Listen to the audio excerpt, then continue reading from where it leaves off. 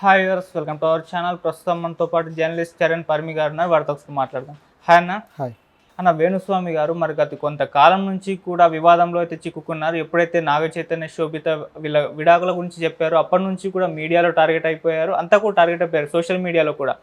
అప్పుడు ఒక ఇష్యూ జరిగింది వేణుస్వామి గారికి అండ్ టీవీ5 మూర్తి గారికి. అయితే ఇప్పుడు ఈయన పైన కేసు నమోదు చేయాలని చెప్పేసి నాంపల్లి కోర్టు జూబ్లీహిల్స్ పోలీస్ స్టేషన్ని ఆదేశించింది. మరి తొందరలో మరి కేసు నమోదు చేసి అరెస్ట్ చేసే అవకాశం ఉంది అని కూడా అంటున్నారు. ఏం జరిగింది ఇప్పుడు? ఈ వివాదం ఏంటి? వీళ్ళ మధ్య కొత్తగా వచ్చిన వివాదం ఏంటి? మరి దీంట్లో ఎటువంటి అప్డేట్స్ వచ్చి ఏం జరిగే ఛాన్స్ ఉందంటారు? ఇది ఇప్పటి సంగతి కాదు. నేను చెప్పాలంటే వేణుస్వామి మీద ఆరోపణలు అనేది ఆయన ఎప్పుడైతే సినిమా ఇండస్ట్రీ మీద దృష్టి పెట్టాడో అప్పటి నుంచి వస్తున్నవి. అయితే ఈ కేసు వచ్చేసి ఇది సపరేట్, ఈ ట్రాక్ సపరేటు. వేణుస్వామి సినిమా వాళ్ళ మీద ఈ వ్యాఖ్యలు చేస్తూ రావడము, ప్రభాస్ కెరియర్ మీద కావచ్చు, నాగ చైతన్య కెరియర్ మీద, ఆయన సమంత వాళ్ళిద్దరి మధ్య అనుబంధం మీద ఇవన్నీ చేస్తూ వచ్చాడు.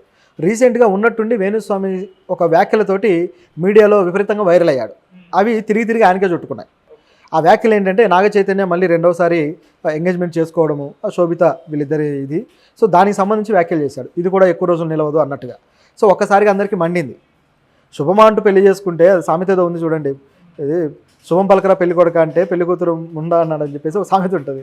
ఆ టైప్లో ఏదన్నా మాట్లాడడం అంటే ఇట్లా పనికిమాలిన మాటలు, అనవసరంగా ఎదుటి వాళ్ళ జీవితాల్లో అది కూడా నెగిటివిటీనే ఉంటుంది వేణుస్వామి మాటల్లో. దాంతో సినిమా జర్నలిస్టులు అలాగే సినిమా కొంతమంది వ్యక్తులు ఎవరైతే ఉన్నారో ఫిలిం ఛాంబర్ నుంచి కూడా వేణుస్వామికి అఫీషియల్గానే కాల్స్ వెళ్ళి వేణుస్వామి జాగ్రత్తగా ఉండాలని చెప్పేసి నోటీసులు ఇచ్చారు. అంటే ఇలా మాట్లాడడం సరైంది కాదు అని చెప్పి. ఇంకా సినిమా జర్నలిస్టులు అయితే ఆయన కంట్రోల్ చేయాలని చెప్పేసి వీళ్ళు రియాక్ట్ అయ్యి ఫిలిం ఛాంబర్కి ఫిర్యాదు చేయడంతో వేణుస్వామి గారు ఆయన వైఫ్ ఇద్దరు కలిసి కూడా వీడియోలు పెట్టారు.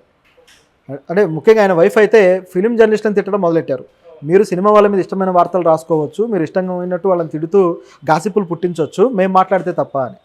అంటే వీళ్ళు మాట్లాడేది తప్పు అని చెప్పాలనుకుంటే వాళ్ళు మాట్లాడేది కూడా తప్పుని ఒప్పుకోవాలి ఫస్ట్. ఇప్పుడు ఆవిడ అది చేయలేదు. సినిమా వాళ్ళ మీద మీరు రాస్తున్నారు, మేము రాస్తున్నాం, చెల్లుకు చెల్లి అన్నట్టు ఆవిడ మాట్లాడింది కూడా. అది కూడా ఒక విధమైన అమాయకత్వమే. అవును, మీరు తప్పుడుగా రాస్తున్నారు, మీరు మానేయండి, అప్పుడు మేము మానేస్తామని చెప్పడం అది కరెక్ట్. లేదా మేమే తప్పు చేయలేదు అంటే వాళ్ళు ఏ తప్పు చేయలేదని కూడా ఒప్పుకోవాలి. అలా లేకుండా ఆవిడ ఒక రకంగా తమను తాము సమర్థించుకుంటూ సినిమా వాళ్ళ మీద మీరు రాసినట్టే మేము రాస్తాము, మేము మాట్లాడతాము అన్నట్లుగా మాట్లాడారు. సో ఇదంతా బాగా వైరల్ అయిన తర్వాత ఉన్నట్టుండి ఈ టాపిక్లోకి మూర్తి గారు ఎంట్రీ ఇచ్చారు. ఎప్పుడైతే మీడియా మీద విమర్శలు వచ్చాయో సో మీడియా సీరియస్గా తీసుకుంది.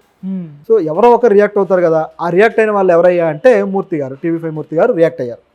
సో ఆయన నేరుగా వచ్చేసి ఆయన ఈ టాపిక్లో ఒక్కసారిగా ఎప్పుడు జరగని అనేక విషయాలు బయటికి తీశాడు. అవి ఏంటయ్యా అంటే వేణుస్వామి మహిళలతోటి శృంగార పూజలు చేయిస్తాడు అని చెప్పేసి ఆయన మొదలెట్టాడు. ఆ తర్వాత ఈ కామాఖ్యాదేవికి ఏవైతే పూజలు ఉన్నాయో ఈ పూజలు కావచ్చు, తర్వాత ఫోటో మార్ఫింగ్లు, ఈ రకరకాల విషయాలన్నీ ఆరోపణలు చేశాడు. దాని తర్వాత కూడా అవి ఓవరాల్గా అన్నీ మాట్లాడదాం. అయితే ఇవన్నీ జరిగిన తర్వాత ఇప్పుడు మూర్తి గారు ఏం చేశారంటే వేణుస్వామి గారు ఫోటోలు మార్ఫింగ్ చేసి ప్రజలను మోసం చేస్తున్నాడు, జ్యోతిష్యం అని చెప్పేసి ప్రజలకు తప్పుడు దారిలో నడిపిస్తున్నాడు అని చెప్పేసి కోర్టులో కేసు వేశాడు వేణుస్వామి గారు. అంటే ఇది ఒక రకమైన చీటింగ్ కేసు. సో మోసపూరిత మాటలతో మభ్యపెట్టడం 420 కేసు వేశారు. అయితే దీన్ని కోర్టు తీసుకుంది, నాంపల్లి కోర్టు దీన్ని విచారించి వేణుస్వామి గారిని చర్యలు అదుపులోకి తీసుకోండి అని చెప్పేసి మన పోలీసులు, జూబ్లీహిల్స్ పోలీసులు చెప్పడం జరిగింది. ఆదేశాలు జారీ చేసింది. ఇప్పుడు వేణుస్వామి గారిని వాళ్ళు అదుపులోకి తీసుకొని విచారించాల్సిన అవసరం ఉంది. సో ఇది జరిగేది. అయితే విచారించిన తర్వాత మరి వాళ్ళు ఛార్జ్ షీటు దాఖలు చేస్తారా ఏంటనేది చూడాలి.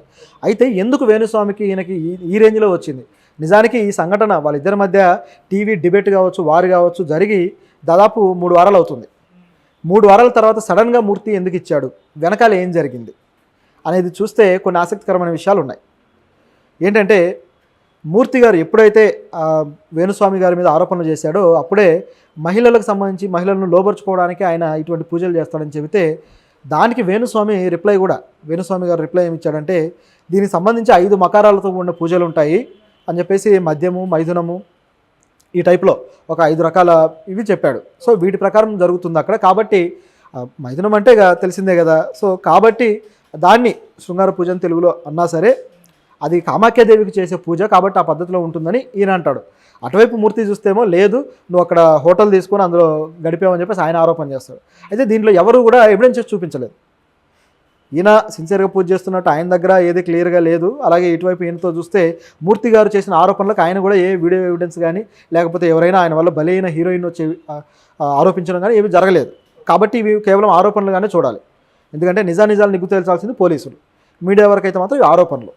దీని తరువాత మూర్తి గారు నన్ను కోట్ల రూపాయల డబ్బులు డిమాండ్ చేశాడు అని చెప్పేసి వేణుస్వామి గారు ఒక ఆడియో లీక్ బయట పెట్టారు. అవును.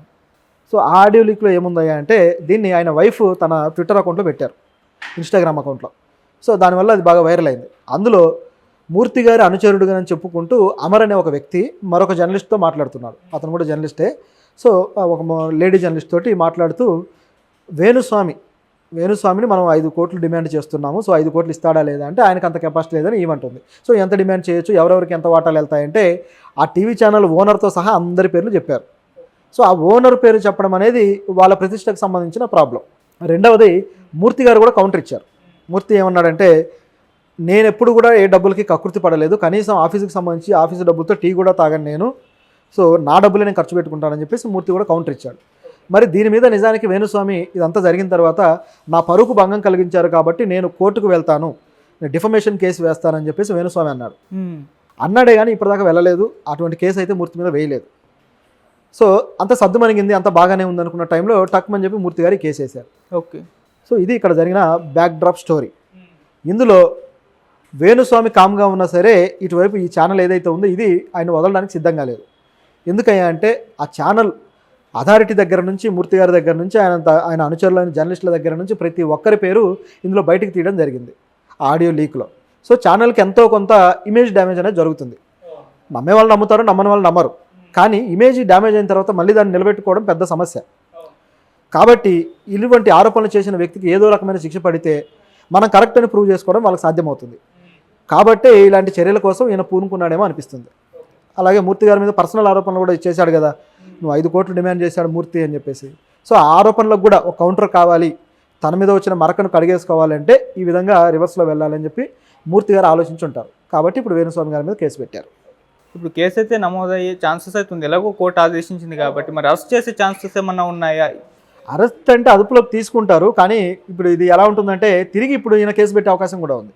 వేణుస్వామి తిరిగి రివర్స్ కేసు పెడితే అప్పుడు ఆయన కూడా అదుపులోకి తీసుకోవాలి. సో ఈ రెండు జరిగే ఛాన్స్ అయితే రెండు ఉన్నాయి. దీంతోపాటు ఇది పెద్ద కేసుగా ఏం పరిణమించదు నాకు తెలిసి, ఎందుకంటే వీళ్ళు మళ్ళీ రాజీకి వస్తారనే కనిపిస్తుంది ఓవరాల్గా చూస్తుంటే. అలా కూడా రావచ్చు. ఇక రెండోది, ఆయన పెట్టిన కేసులో కూడా పెద్ద బలం లేదు. ఆయన పెట్టిన కేసు ఏంటంటే ఫోటోలు మార్ఫింగ్ చేసి ప్రజల్ని మోసం చేస్తున్నాడు అని. సో ఇది ఇప్పుడు మరి వాళ్ళు ఎక్కడి నుంచి ఫోటోలు తీసుకొచ్చి చూపిస్తారు,